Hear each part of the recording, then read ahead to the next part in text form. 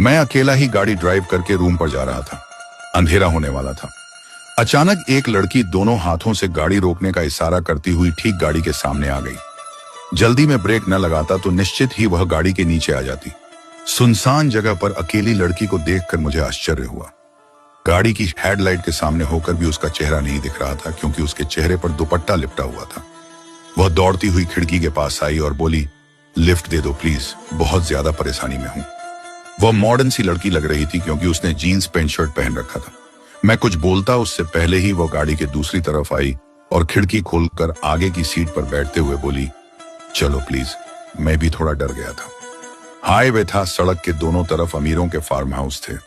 शायद वह उन्हीं में किसी एक से निकल कर आई थी। मैंने गाड़ी आगे बढ़ा दी, फिर उसे पानी की बोतल देते हुए कहा, लो पानी पी लो, बहुत ज्यादा परेशान दिखाई दे रही हो। उसने घबराई हुई नजर से मुझे देखा, फिर चुपचाप बोतल हाथ में पकड़ ली।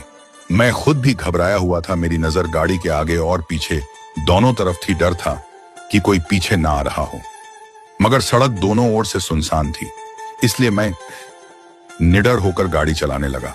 वह बोतल हाथ में पकड़कर बैठी थी। मुझे इंतजार था उसके चेहरे से दुपट्टा हटाने का। वैसे भी जीन्स शर्ट के साथ चेहरे पर दुपट्टा अच्छा नहीं लग रहा था। कुछ देर बाद उसने चेहरे से दुपट्टा हटाया तो मेरी आंखें उसके चेहरे पर ठहर कर रह गईं। वह बहुत सुंदर थी, दूध सा रंग, मासूम सा चेहरा, बड़ी बड़ी आंखें। मैं तो उसे देखता ही रह गया। उसने बोतल से छोटे छोटे घूंट भरकर पानी पिया, फिर बोतल मुझे देते हुए बोली, कहां तक जाओगे? मैंने सवाल के जवाब में सवाल कर दिया। आपको कहां तक जाना है? वह बोली, फिलहाल तो शहर में किसी होटल के पास छोड़ देना। कहां जाना है ये कल सोचूंगी। मैंने उसकी तरफ देखे बिना ही पूछा, क्या घर से भाग कर आई हो? वह भी मेरी नजरों का पीछा करते हुए सामने सड़क पर देखते हुए बोली, नहीं। उसके छोटे से जवाब से मैं संतुष्ट नहीं हुआ। क्या काम करती हो? वह सपाट लहजे में बोली, कॉल गर्ल हूं। उसके इतना कहते ही अचानक से उसके प्रति मेरे विचार बदल गए। जो सम्मान और आकर्षण उसकी सुंदरता को देखकर उपजा था, वो उसका काम सुनते ही पता नहीं कहां चला गया। मैं तल्ख लहजे में बोला, सीधे शब्दों में कहो ना, वैश्या हो।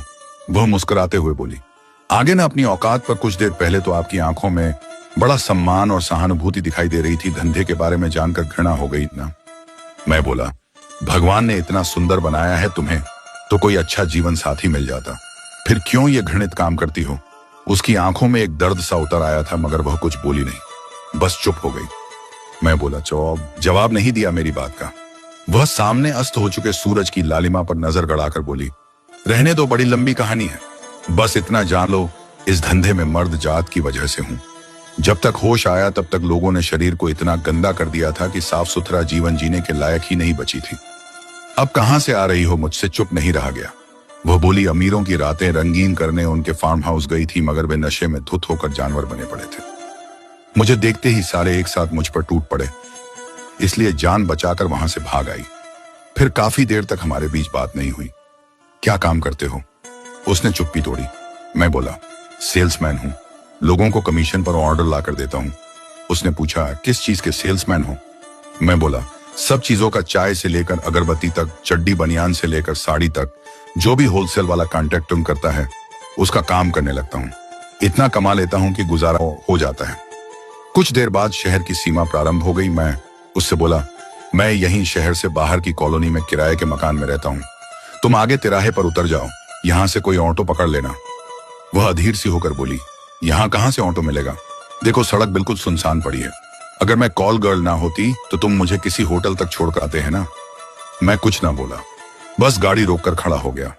वह काफी देर तक सड़क पर आते जाते इक्के दुक्के वाहनों को देखती रही, फिर बोली, ये कैसी जगह है? क्या जगह है? यहां तो कोई ऑटो दिखाई नहीं दे रहा। ऐसा करो, तुम मुझे शहर के भीतर किसी होटल तक छोड़ाओ। मैं इस शहर में नहीं हूं, तुम्हारा जो भी किराया होगा दे दूंगी। मैं गुस्से में बोला, मैं काफी थका हुआ हूं, रूम पर जाकर खाना भी बनाना है, तुम उतरो अभी। मगर वह नहीं उतरी। फिर प्रार्थना भरे स्वर में बोली, तुम अकेले रहते हो, एक रात के लिए शरण दे दो, आज का तुम्हारा खाना मैं बना दूंगी। जब उसने खाना बनाने के लिए कहा तो मेरे मन में लालच जाग गया, क्योंकि खाना बनाने से मुझे बहुत नफरत थी। आज फ्री में खाना बनाया मिल जाएगा। इस लालच से मैं उसे अपने रूम पर ले आया। सही पूछो तो इन दिनों थोड़ी कड़की चल रही थी, जेब में पैसे नहीं थे, वरना मैं होटल में खाना खाकर आ जाया करता था। जहां मैं रहता था वो 2 बेडरूम का घर था, इसलिए उसके एक रात रुकने से मुझे कोई परेशानी नहीं थी। वह 10 मिनट में फ्रेश हुई, फिर जब तक मैं नहा धोकर फ्री हुआ तब तक उसने आलू की सब्जी और परांठे बना लिए थे। रात को मैं कहीं एक पाउआ पीकर खाना खाया करता था, इसलिए उस दिन मैंने जल्दबाजी में 3 पैक बनाए और गटक गया। मैंने 2 साल बाद किसी औरत के हाथ का बना घर का खाना खाया था। दही और आलू की सब्जी के साथ खाना इतना अच्छा लगा कि मैं 6 परांठे डकार गया। मुझे तुरंत नींद आ गई थी। वह कब सोई मुझे नहीं पता। नवंबर के महीने के अंतिम दिन चल रहे थे। मुझे इतना याद था कि वह मुझे कंबल ओढ़ा रही थी। सुबह मैंने जल्दी उठ गया था। दूसरे कमरे में जाकर देखा तो वह अभी तक धोड़े बेचकर सो रही थी। उसका चेहरा कंबल के बाहर झांक रहा था। चेहरे पर जमाने भर की मासूमियत थी। उसे देखकर कोई नहीं कह सकता था कि वह धंधे वाली है। मैं सुबह 7 बजे काम पर चला जाता था, मगर वह अभी तक उठी ही नहीं थी। इसलिए मुझे अपना शेड्यूल चेंज करना पड़ा, क्योंकि उसके जाने के बाद ही मैं घर को ताला लगाकर जा सकता था। अभी मैं उसे जगाने ही वाला था कि पड़ोसन आ गई। आते ही मुझसे बोली, बेटा सतीश, मुझे 2000 रुपए की जरूरत है। मेरी बेटी को बच्चा होने वाला है। बेटी के ससुराल वालों ने उसे यहीं भेज दिया है। 1-2 दिन में डिलीवरी होने वाली है। मैं जल्दी ही तुम्हारे सारे पैसे लौटा दूंगी। 2-3 दिनों से जेब खाली चल रही थी। सुबह सुबह उस औरत का पैसे मांगने आना मुझे जरा भी अच्छा नहीं लगा। मैं झल्ला कर बोला, चाची थोड़ी बहुत शर्म कर 5000 रुपए पहले उधार लिए बैठी हो, वो तो चुकाए नहीं, फिर से मांगने चली आई हो। चाची उदास होकर बोली, जहां थोड़ी बहुत आस होती है वहीं से मांगने की हिम्मत होती है। बेटा मैं तुम्हारा एक पैसा भी नहीं खाऊंगी। मैं कुछ और बोलने ही वाला था कि वह नींद से उठकर दरवाजे पर आ गई थी। रात से उसने मेरा पाजामा और टी-शर्ट पहन रखा था। सफेद वस्त्रों में वह बहुत ही सुंदर लग रही थी। खुली रेशमी जुल्फे उसके चेहरे पर घटाओं की तरह लहलहा रही थी। अगर वह कॉल गर्ल न होती तो यकीन कमबख्त दिल उस पर फिदा हो जाता। पास आते ही उसने अपना बड़ा सा बटुआ खोला, फिर उसमें से 7000 रुपए निकाले। वो पैसे चाची को देते हुए बोली, लो चाची, इसमें से 5000 रुपए इसे दे दो, बाकी के 2000 रुपए अपने पास रख लो, और ये पैसे मैं वापस मांगने नहीं आऊंगी। इतना कहकर वह वापस कमरे में चली गई। एक जवान और सुंदर लड़की को मेरे घर में देखकर चाची मेरे मुंह की तरफ देखने लगी। मैं सफाई देता हुआ बोला, मेहमान है चाची। आंखों में आंसू भरकर बोली, बहुत सुंदर है और दयालु भी है। भगवान इसे बहुत सारी खुशियां दे, इतनी खुशियां दे कि इसका दामन भी छोटा पड़ जाए। खुशियां समेटते समेटते फिर चाची मुझे मेरे 5000 रुपए लौटाते हुए बोली, ले बेटा, अपने पैसे संभाल। में उन पैसों को गौर से देखने लगा। वो जिस्म फरोशी से कमाए हुए पैसे थे। मुझे सुबह सुबह वो अशुभ पैसे लेने में झिझक हो रही थी, इसलिए मैं बोला, अभी रहने दो चाची, बाद में दे देना। डिलीवरी का मामला है, पता नहीं कब और पैसों की जरूरत पड़ जाए। बाद में दे देना चाची। मुझे भी दुआएं देती हुई चली गई। सुबह के समय दुआएं मिलने पर बहुत अच्छा लगा। चाची के जाते ही मैं सीधा उसके पास कमरे में गया और बोला, गंदगी से कमाए हुए पैसों से पुण्य नहीं मिलता। वह दूसरी तरफ मुंह करके अपने आंसू पोंछ रही थी। शायद चाची के मुंह से दुआएं सुनकर उसके आंसू निकल आए थे, इसलिए चुप थी। मैं उसकी भावनाओं से अनजान था। मैं आगे बोला, मैं काम पर जाऊंगा, इसलिए अब तुम जाओ। अचानक उसका फोन बजने लगा। उसने फोन उठाकर किसी से बात की, फिर मुझसे बोली, मैं जहां रहती हूं वहां से फोन आया था। वो लोग मुझे ढूंढ रहे हैं, क्योंकि कल शाम मैं एक शख्स के सर में बोतल मार आई थी। प्लीज 1-2 दिन और रुक जाने दो।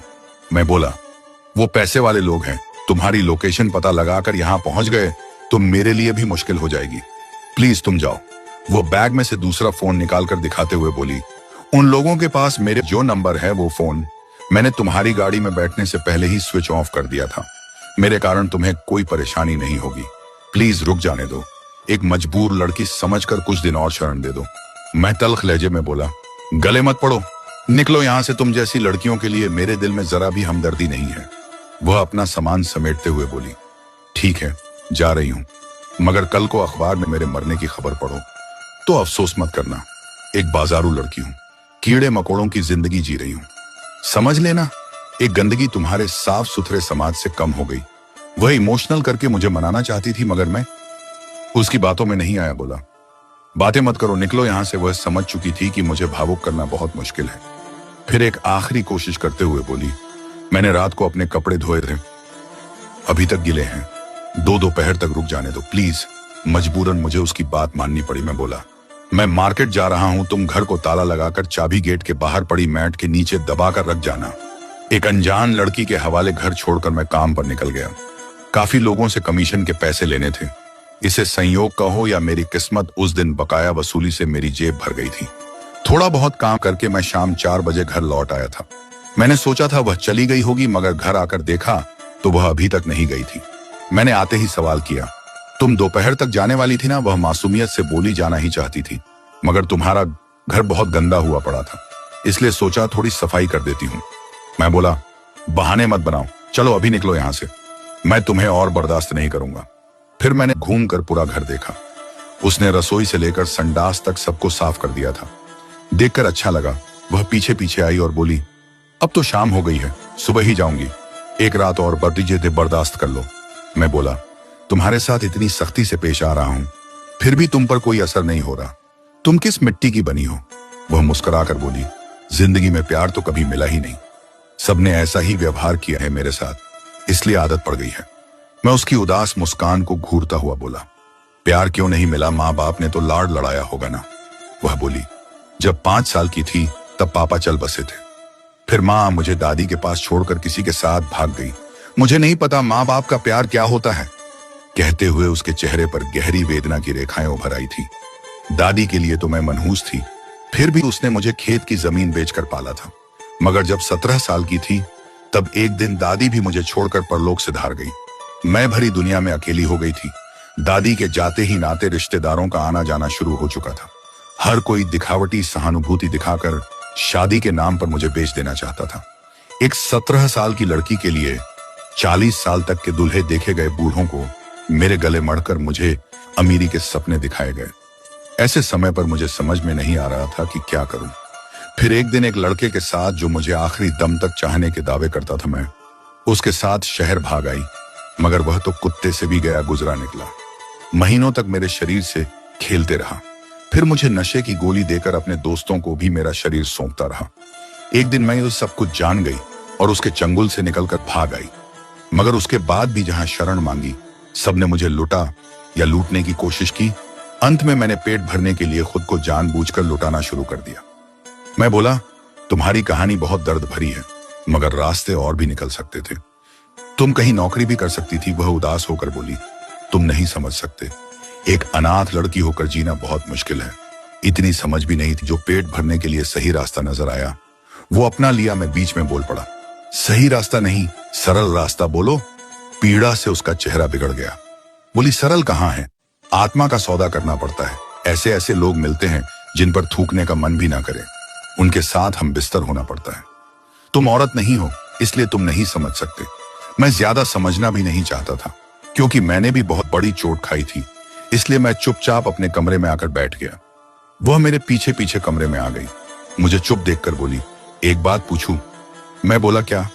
वह बोली, कमरा साफ करते वक्त एक फोटो सामने आई थी जो तुम्हारी शादी की फोटो थी, मगर घर में कोई और फोटो क्यों नहीं है? मैं बोला, इसीलिए कि वो अब मेरी जिंदगी में नहीं है। वह बोली, ओह सॉरी।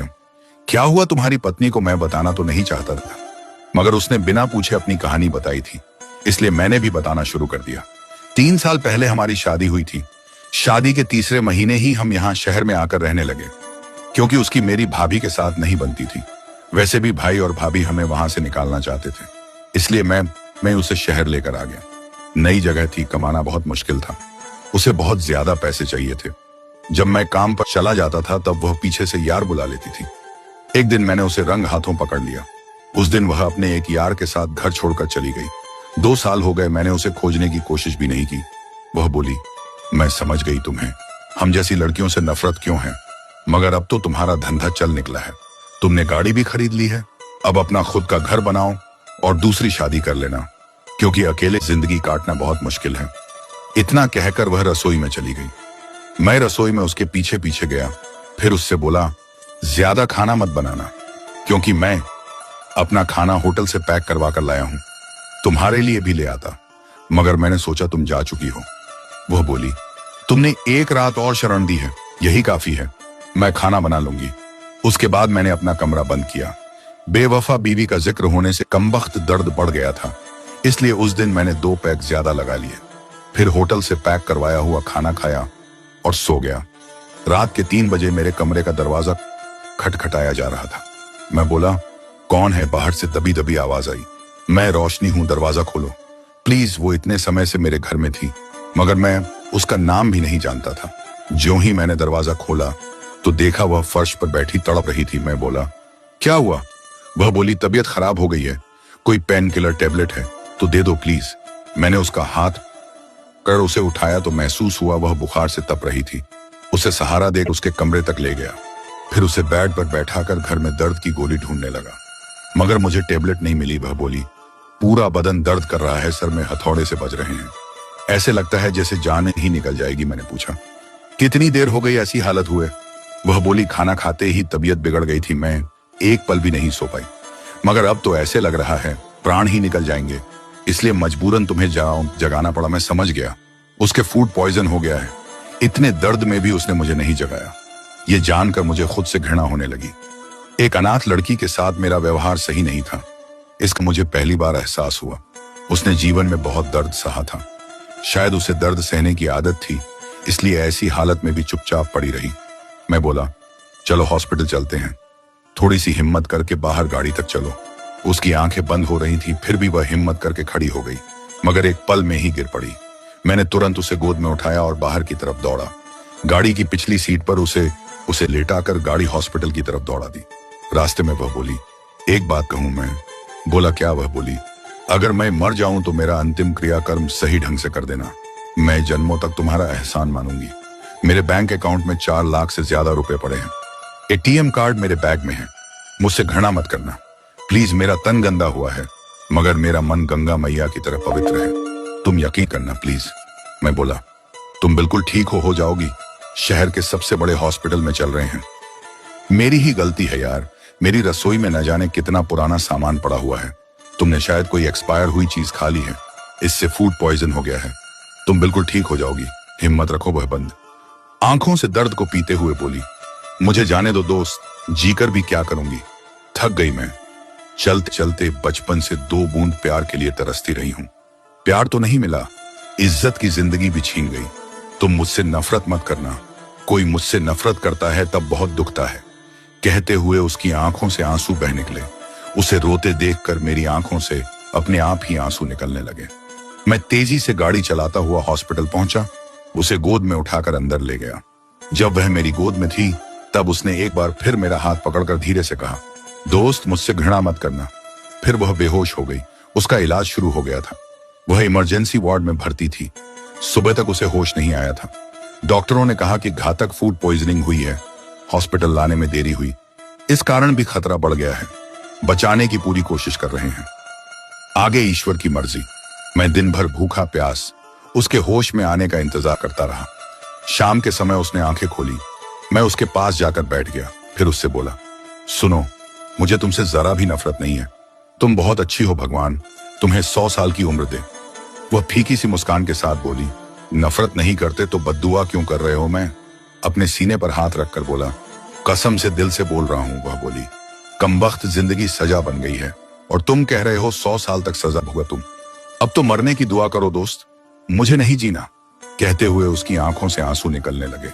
वह पूरी तरह नकारात्मक सोचने लगी थी। उसका सोचना भी सही था। जिस बच्ची को बचपन से लेकर जवानी तक इस स्वार्थी दुनिया में प्यार का एक कतरा भी नसीब न हुआ हो, वह भला पॉजिटिव कैसे सोच सकती थी? 3 दिन हो गए थे। उसकी हालत स्थिर थी मगर सुधार नहीं हो रहा था। डॉक्टर ने कहा, पता नहीं क्यों रिकवरी नहीं हो पा रही है, सारी दवाएं बदल कर देख ली, अगर ऐसा ही चलता रहा तो उसे बचाना मुश्किल हो जाएगा। एक रात वह सो रही थी और मैं उसके पास ही खाली बेड पर बैठा था। तब वह आंखें खोलकर बोली, गुस्सा आ रहा है क्या? मैं बोला, पागल हो क्या, गुस्सा भला क्यों आएगा? वह छत को देखते हुए बोली, जबरदस्ती गले पड़ गई हूं। जब से तुम्हारी जिंदगी में आई हूं, तुम्हारी जिंदगी ही अस्त व्यस्त हो गई है। मैं उठकर उसके पास आ गया, फिर उसकी बगल में बैठता हुआ बोला, एक बात कहूं? वह मेरे चेहरे को गौर से देखते हुए बोली, क्या? मैं बोला, जल्दी से ठीक हो जाओ, मुझे तुमसे शादी करनी है।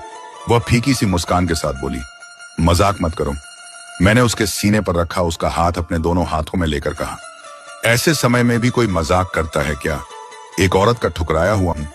इस दुनिया में मेरा कोई भी नहीं है। मेरे माता पिता भी बचपन में चल बसे थे। अब एक भाई है जो अपनी दुनिया में मस्त है।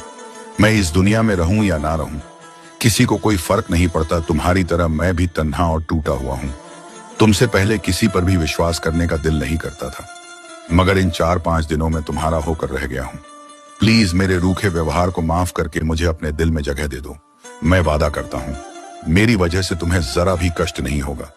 मैं कभी भी तुम्हारे अतीत का जिक्र नहीं करूंगा।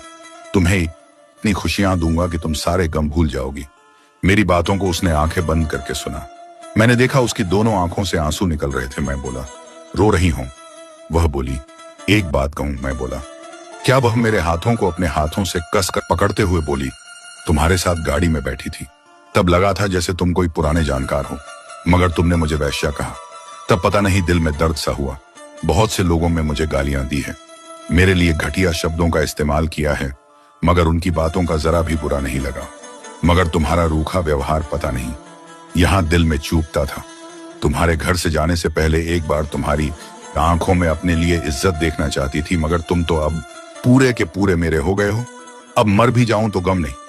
मैं उसके होठों पर हाथ रखते हुए बोला, ऐसा मत बोलो, अब तुम्हें ठीक होना है, फिर हम दोनों मिलकर इस दुनिया में रहते अपने हिस्से की खुशियां ढूंढेंगे। उसके बाद एक चमत्कार हुआ, वह 2 दिन में ही ठीक हो गई। डॉक्टर भी हैरान थे कि यह कैसे हो गया। कहते हैं जिजीविषा से बढ़कर इस दुनिया में कोई दवाई नहीं है। जब इंसान में और जीने की इच्छा प्रबल हो जाए, तब शरीर रूपी फैक्ट्री में दवाई का निर्माण अपने आप होने लगता है। आज मेरी और रोशनी की शादी को 2 साल हो गए हैं। वह मेरे साथ बहुत खुश है।